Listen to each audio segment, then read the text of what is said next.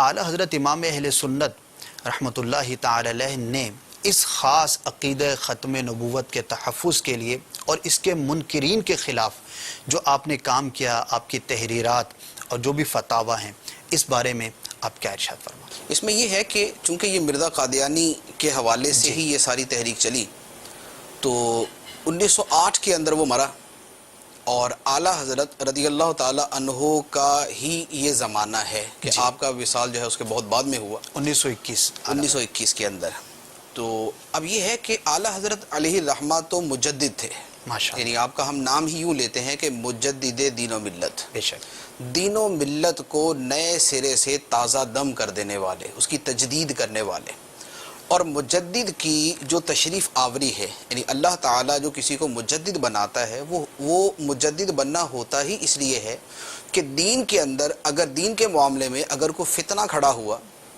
اور دین کے خلاف کوئی فتنہ کھڑا کیا گیا ہے یا دینی تعلیمات دبتی جا رہی ہیں، تو اس وقت دین کی تعلیمات کو نئے سرے سے زندہ کیا جائے اور فتنوں کا مقابلہ کیا جائے۔ صحیح۔ اعلیٰ حضرت علیہ رحمہ چونکہ 14ویں صدی کے مجدد تھے اور آپ کے زمانے کے اندر یہ فتنہ پیدا ہوا، اور یہ فتنہ بدترین فتنوں میں سے ایک تھا کہ یہ دین کے جو بنیادی ترین عقائد میں سے ایک عقیدہ ہے ختم نبوت کا، اس کا انکار کیا گیا تھا۔ تو اس لیے اعلیٰ حضرت علیہ رحمہ نے اس پر اپنے فتاویٰ کے ذریعے اور اپنی کتابوں کے ذریعے اس کے اوپر کام کیا۔ ماشاءاللہ آپ نے بہت ساری کتابیں بھی تصنیف فرمائیں۔ کچھ کتابیں تو اعلیٰ حضرت علیہ رحمہ کی وہ ہیں جو مطلقاً ختم نبوت کے بارے میں یعنی قطع نظر اس کے کہ وہ قادیانی کے بارے میں ہے، وہ سوال کسی اور کے بارے میں ہے، لیکن اس پر اعلیٰ حضرت علیہ رحمہ نے کتاب تصنیف فرمائی۔ جیسے آپ کی بہت مشہور اور جو بہت بڑی کتاب ہے وہ ہے جزاء اللہ عدوہ بِإِبَائِهِ ختم النبوہ، یعنی اللہ کا بدلہ اس کے دشمنوں کو ختم نبوت کا انکار کرنے پر۔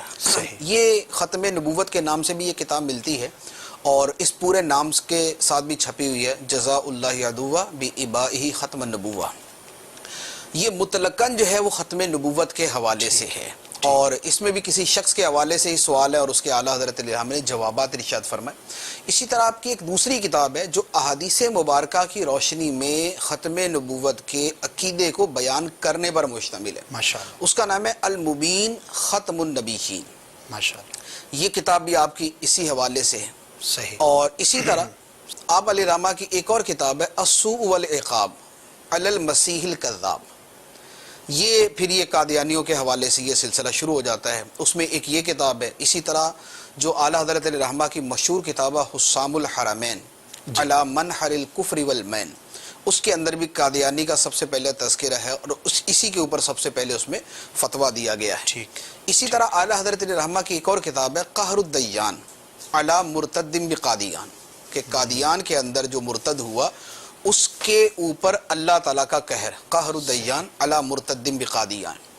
اسی طرح اعلیٰ حضرت رحمہ کی ایک اور کتاب ہے الجراز الدیانی علی المرتد القادیانی۔ ماشاءاللہ، یہ کتاب بھی قادیانی کے رد کے اوپر اور اس کے کفریات کے بیان کے اوپر ہی ہے۔ اسی طرح اعلیٰ حضرت رحمہ کے صاحبزادے مولانا حامد رضا خان علیہ رحمہ کی ایک بڑی پیاری کتاب ہے، بہت نفیس اور بڑی مدلل کتاب ہے الصارم الربانی،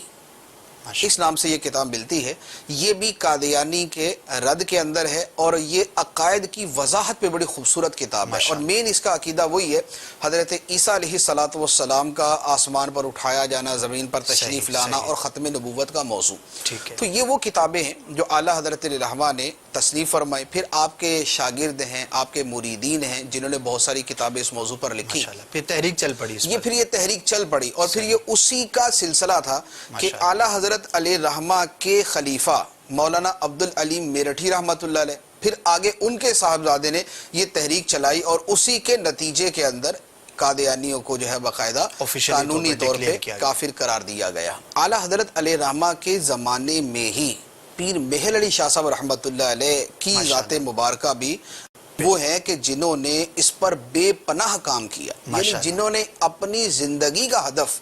باقاعدہ اسی فتنے کے استیصال یعنی جڑ سے اکھیڑ دینے کو اپنی زندگی کا مقصد بنا لیا، اور اس پر آپ نے کتابیں بھی تصنیف فرمائی، آپ نے مناظرے بھی کیے، آپ نے تقریریں بھی کی، دورے بھی کیے، بہت حلقہ احباب تھا، ایک بہت بڑا یعنی حلقہ احباب تھا، اور آپ کے کام کا جو حلقہ ہے وہ بہت بڑا ہے۔ تو آپ کی خدمات بھی ماشاءاللہ اس حوالے سے بہت زیادہ، لہذا ان کا یاد کرنا بھی جو ہے نا ایک اہمیت رکھتا ہے۔